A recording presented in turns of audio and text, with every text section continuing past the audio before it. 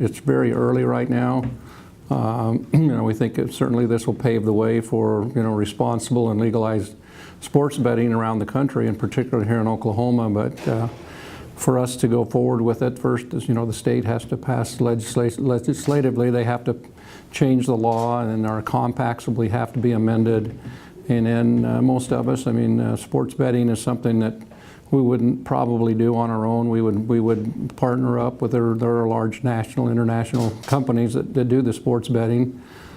We think things like daily fantasy sports betting, things like that would be extremely popular.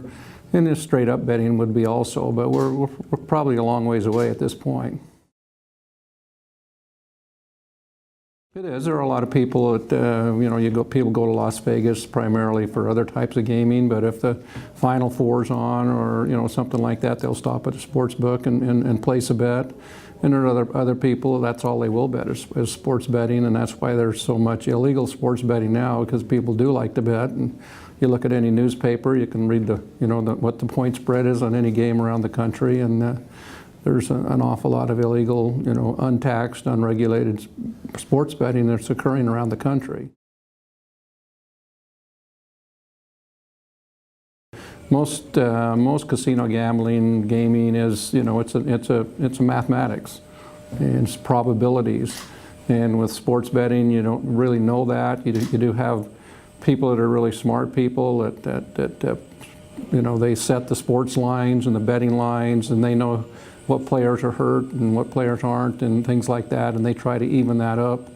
But it's not, with sports betting, it's not necessarily all just, numbers and probabilities, and it's extremely high risk. And I've been involved with it in Nevada, which was the only jurisdiction that did have it, and there's very large swings. The outcomes of a baseball game, basketball game, football game, whatever, it's a very risky business. That's why I mentioned earlier that going into it, I think most casino tribal gaming like ourselves would partner up with someone, and they can spread the risk over large volumes.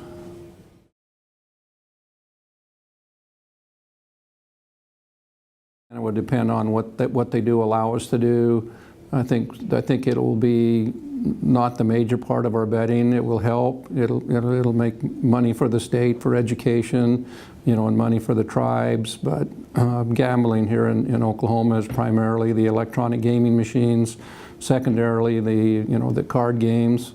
Yeah, but sports betting would be. We're like here at our complex where we've spent a lot of money, and we're a fairly nice regional resort and a full-service resort, and people do come here, and quite honestly, they're kind of, luckily the legislature just passed the ball and dice, but we have people here.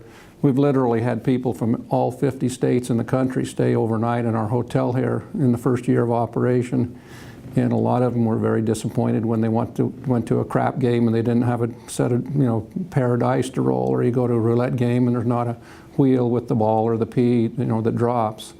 And be the same way with whatever happens here with sports betting. It'll be there will be some impact, but it's not going to change any of our lives permanently. It'll be more a better experience for our customer.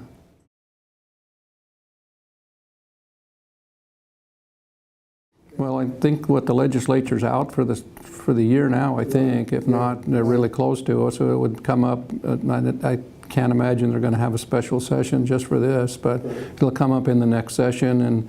And there's a number of states that have already passed legislation. They were anticipating a positive outcome in the Supreme Court case, and a number of states have been very proactive, and they've passed laws. And I think the state of Oklahoma will be able to see what some of the other states have done and what may or may not be working, and then fashion the legislation in the correct manner.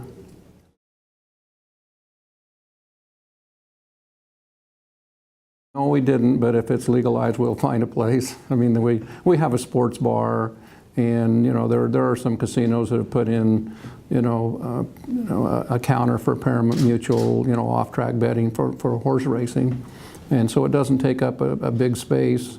If you've been to in Las Vegas, there are the super books, those gigantic but that's for race and sports betting, and it's my understanding is this legislation was for the sports betting, and the space is for all of your your screens and your odds boards and things like that for a lot of the horse races.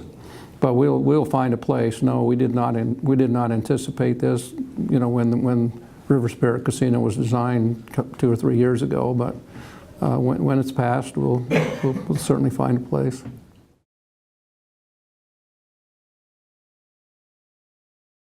With the exception of Utah and maybe Hawaii, just about every state that has some form of gaming now has been looking at this.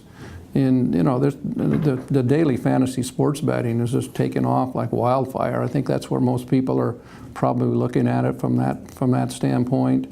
The individual betting, betting on the individual games, that's going to be popular, but everybody likes to jump into the fantasy sports games.